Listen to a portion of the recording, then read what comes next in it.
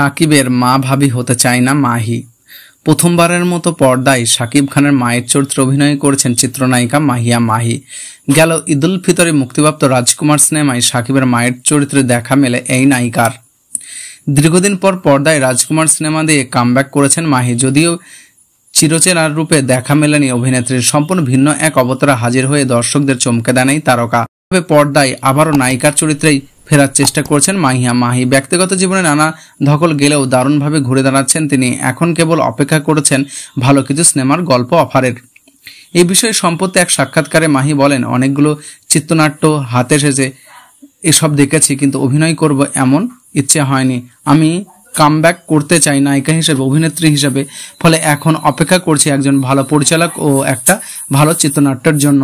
সাকিবের মায়ের চরিত্রে অভিনয় করার মতো কোনো চরিত্র পেলে কাজ করবেন কিনা এমন প্রশ্নে মাহি বলেন, না, সাকিবের মা ভাবি হতে চায় না, তবে তার সঙ্গে কাজের ইচ্ছে সবসময় আছে, কারণ সাকিব খানের বিকল্প আছে বলে আমার মনে হয় না।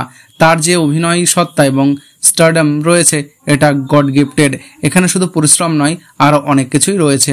অনেকেই খুব চেষ্টা করে হয়তো তার কাছাকাছিও যেতে পারবে, কিন্তু একজন সাকিব খান হতে পারবে না।